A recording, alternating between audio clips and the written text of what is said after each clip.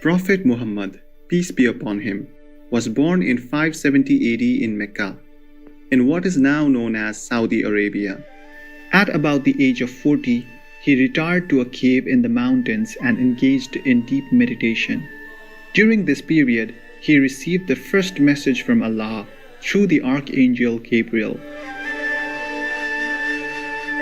The gentle prophet, peace be upon him, was a beloved master who led by his own shining example. His noble teachings, as recorded in the sacred Quran, live on in the hearts of people today, inspiring them toward a peaceful path to find the Most High. In addition to the Quran are the Hadith, or reports of the exemplary actions and sayings of the beloved Prophet Muhammad, peace be upon him. To be regarded as accurate, a Hadith must be meticulously verified with the teachings of the Holy Quran. Sahih al-Bukhari, compiled by the devoted Persian scholar Muhammad al-Bukhari, is considered one of the most authentic Hadith collections of Sunni Islam.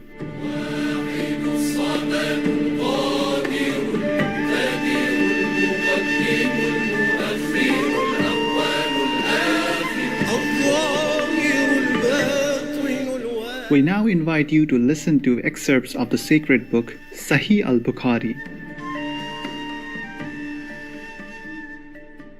Volume 1, Book 1, Revelation.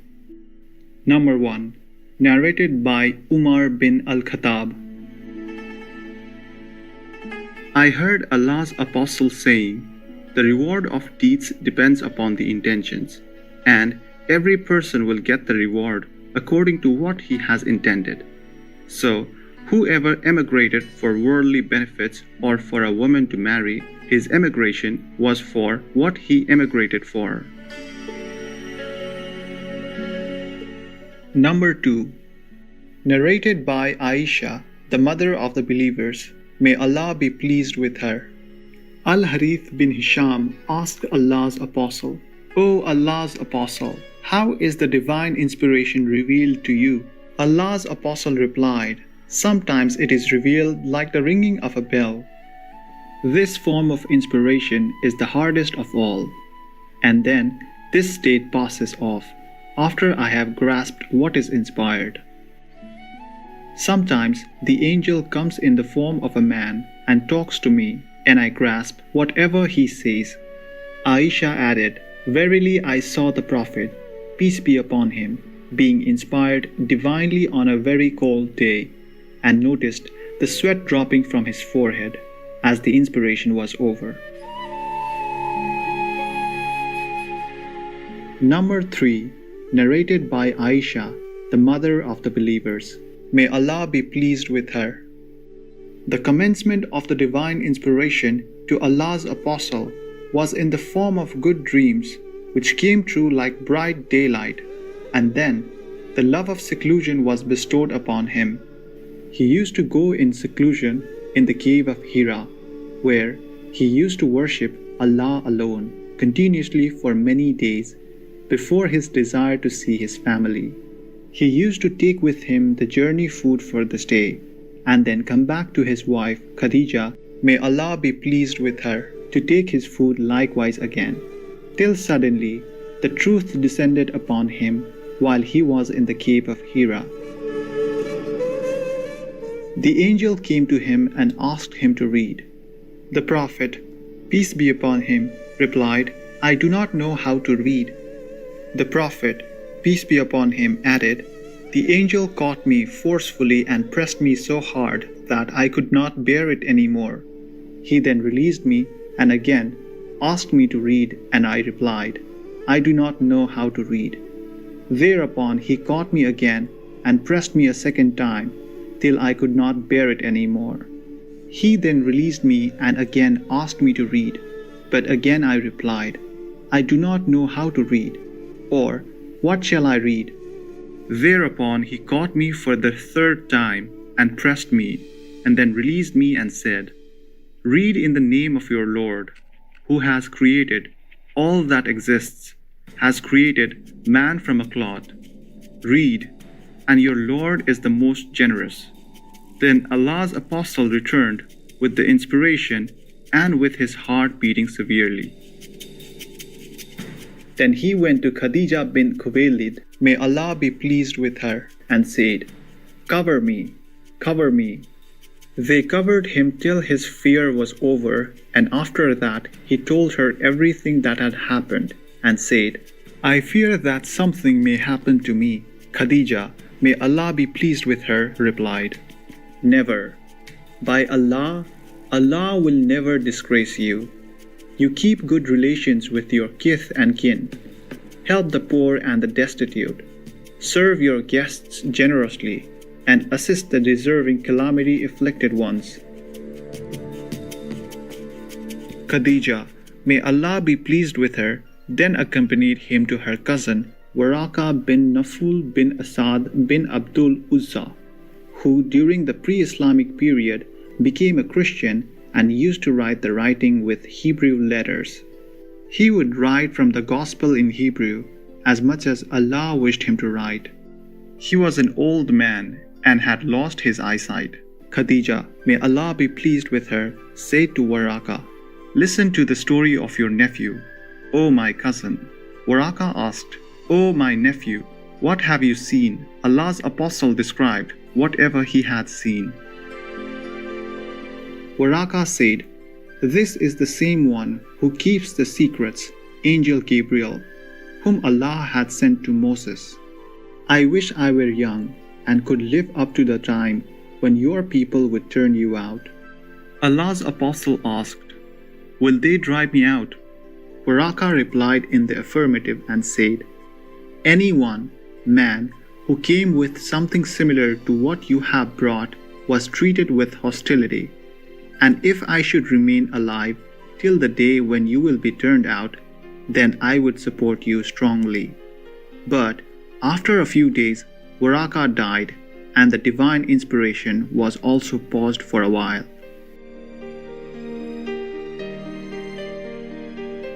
Narrated by Jabir bin Abdullah al-Ansari.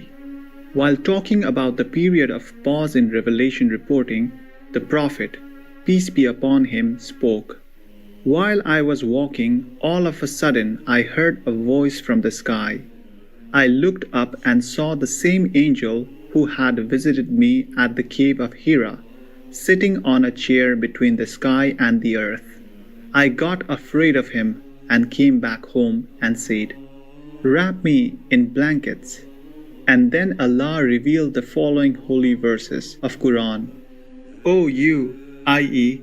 Muhammad, peace be upon him, wrapped up in garments, arise and warn the people against Allah's punishment, up to and desert the idols." After this, the revelation started coming strongly, frequently, and regularly.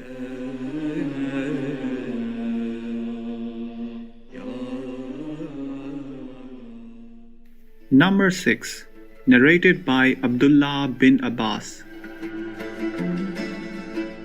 Abu Sufyan bin Harb informed me that Heraclius had sent a messenger to him while he had been accompanying a caravan from Quraysh. They were merchants doing business in Sham, Syria, Palestine, Lebanon, and Jordan, at the time when Allah's apostle had truce with Abu Sufyan and Quraysh infidels. So, Abu Sufyan and his companions went to Heraclius at Ilia, Jerusalem.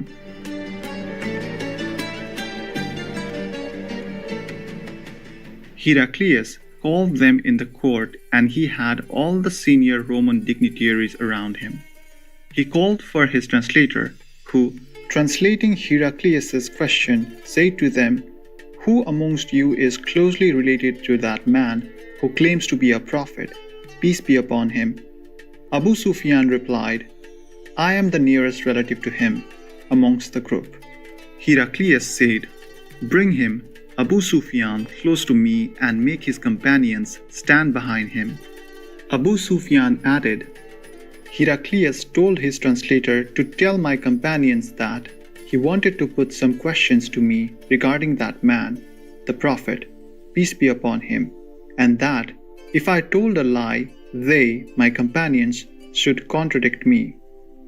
Abu Sufyan added, By Allah, had I not been afraid of my companions labeling me a liar, I would not have spoken the truth about the Prophet, peace be upon him.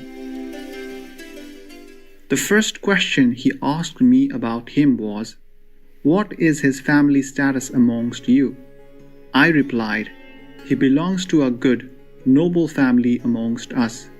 Heraclius further asked, "Has anybody amongst you ever claimed the same, i.e., to be a prophet, before him?" I replied, "No." He said, "Was anybody amongst his ancestors a king?" I replied, "No." Heraclius asked, "Do the nobles or the poor follow him?" I replied, "It is the poor who follow him." He said, "Are his followers increasing, decreasing, day by day?" I replied, "They are increasing."